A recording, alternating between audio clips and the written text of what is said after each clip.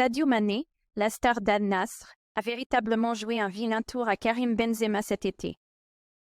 Hier, dans une interview avec le Canal Football Club, Karim Benzema a exprimé clairement ses ambitions avec Al Ittihad, affirmant qu'il avait joué un rôle clé lors du mercato, tant dans le choix de Laurent Blanc que dans le recrutement de joueurs comme Aouar, Diaby, Rajkovic et Danilo. Ces dernières semaines, il avait également été rapporté qu'il avait fait de gros efforts pour persuader Sadio Mané, en difficulté à Al Nassr, de rejoindre son équipe. Cependant, le président d'Al Ittihad a confirmé que cette tentative s'était soldée par un échec. La raison ? Le Sénégalais ne souhaitait pas changer de club malgré un accord trouvé entre les deux équipes. Nous avions tout convenu avec Al Nassr pour Sadio, mais le joueur a ensuite refusé de partir, a révélé l'OM Achabi, selon des propos rapportés par Ben Jacobs. Un coup dur pour Benzema, qui pourra néanmoins se consoler avec les nombreuses recrues de prestige arrivées cet été. Après une première saison difficile dans le golf, KB9 est bien déterminé à marquer les esprits cette année. Sadio Mané, la star d'Al Nassr, a véritablement joué un vilain tour à Karim Benzema cet été. Hier, lors d'une interview au Canal Football Club, Benzema n'a pas dissimulé ses ambitions avec Al Ittihad. Affirmant avoir joué un rôle majeur dans le mercato, tant dans le choix de Laurent Blanc que dans le recrutement de joueurs tels qu'Aouar, Diaby, Rajkovic et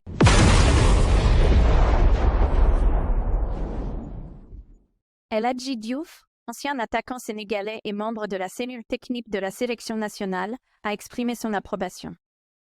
Concernant la dernière liste des joueurs convoqués par Aliou Cissé pour les premières journées des éliminatoires de la CAN 2025 au Maroc.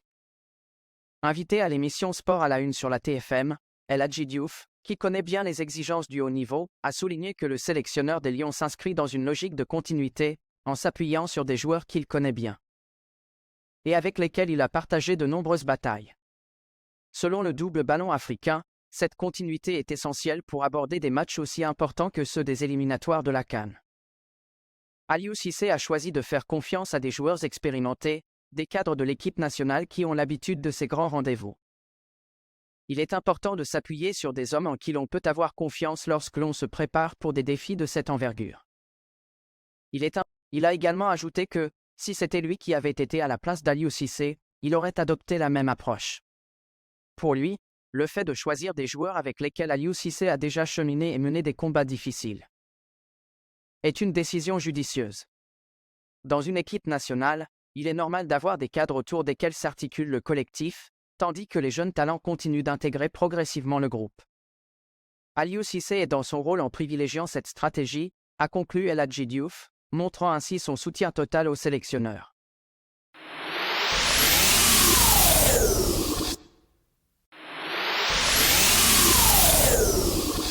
C'était annoncé, c'est désormais officiel, le latéral gauche international sénégalais de l'AS Monaco, Ismail Jacob, rejoint le club turc de Galatasaray. Il y est prêté pour une saison avec option d'achat. Ce dimanche après-midi à l'issue du match face à Lens, le directeur général de l'AS Monaco, Thiago Scuro, avait indiqué que le dénouement du dossier était proche.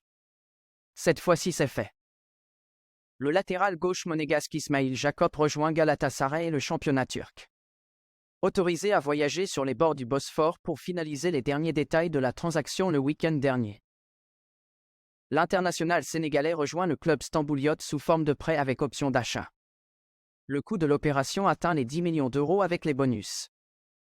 Arrivé en principauté il y a 3 ans en provenance de Cologne pour 6,5 millions d'euros, le joueur de 25 ans a disputé 105 matchs sous les couleurs de l'ASM. Il avait été titularisé par Adiuté lors des 2 premières journées de la saison, face à Saint-Étienne et à Lyon, et semblait affûté pour enchaîner les rencontres.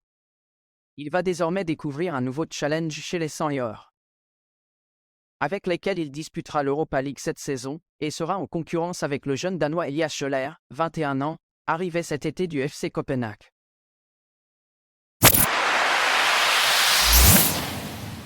Arrivé l'été dernier, l'international sénégalais Nicolas Jackson est déjà sur le point de prolonger son contrat avec Chelsea.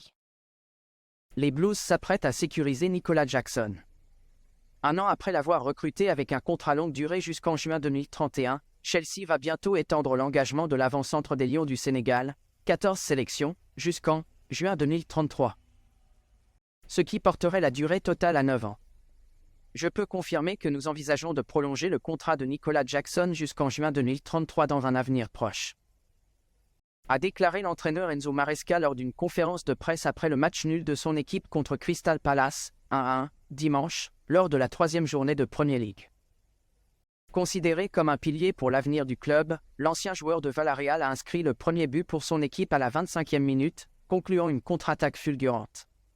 Déjà auteur d'un but le week-end dernier lors de la victoire contre Wolverhampton, 2-6, il porte son total à 2 réalisations toutes compétitions confondues cette saison. Bien que critiqué pour ses occasions manquées, le protégé de Diomandé Camara reste néanmoins perçu comme un élément central du projet du club, selon The Athletic. D'après la même source, Nicolas Jackson a déjà accepté l'offre des dirigeants. Ces derniers avaient inclus une option de prolongation dans son contrat initial. Il suit ainsi les pas de Cole Palmer, qui lui avait délivré une passe décisive. Contre les Aigles qui a également été prolongé récemment jusqu'en 2033. L'officialisation de cette prolongation devrait avoir lieu dans les prochains jours, voire les prochaines heures. Âgé de 23 ans, Jackson aura 32 ans à la fin de son nouveau contrat.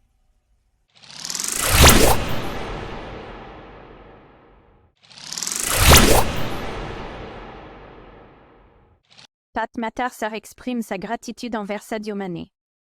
Invité sur le podcast du journaliste Tom Barclay, l'international sénégalais a partagé les précieux conseils que lui a prodigués le double ballon d'or africain. Sadio Mané m'a toujours donné de bons conseils. Lorsque j'ai signé aux Spurs en provenance de Metz, il m'a dit de bien m'assurer que j'étais prêt, car le football en Angleterre est très différent de celui en France. C'est beaucoup plus physique, avec plus d'endurance. Il m'a même suggéré d'aménager une salle de sport chez moi, a-t-il confié. Pape Matar Sarr a poursuivi en disant « J'ai même affiché une photo de lui dans ma salle de sport, car c'est grâce à lui que j'ai commencé à apprécier tout ce travail acharné. Ses conseils m'ont permis de progresser dans ce domaine. » Le défenseur central des Lions a donné son avis sur les qualifications pour la prochaine Coupe d'Afrique des Nations, qui démarre pour le Sénégal ce vendredi avec la réception du Burkina Faso. International sénégalais depuis mars 2023, Moussa Niakhaté, 28 ans, 12 sélections, a vécu une première Coupe d'Afrique des Nations crève-cœur.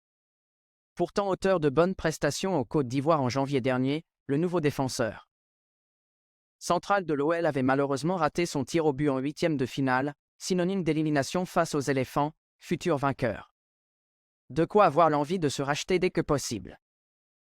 Alors que les qualifications pour la CAN 2025, 21 décembre 2025 – 18 janvier 2026, se profilent pour les Lions, l'ancien de Nottingham Forest se confie à ce sujet.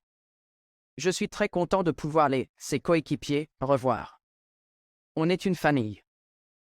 On est toujours super content de se retrouver à chaque fois. On a laissé notre titre en Côte d'Ivoire lors de la dernière CAN. On a juste hâte d'aller au Maroc, a-t-il déclaré dans une interview avec Canal+ Afrique. Mais pour espérer arriver dans le pays du couchant l'hiver prochain, Moussa Niakhaté et ses partenaires vont devoir faire face à un calendrier très dense, un marathon de 6 matchs, en effet, qui prend son départ face au Burkina Faso. Ce vendredi 6 septembre, à Diamniadio, avant tout, il faut se qualifier. On a hâte de récupérer ce titre qui nous est cher. Ça va passer par des matchs importants, comme contre le Burkina chez nous, à Dakar.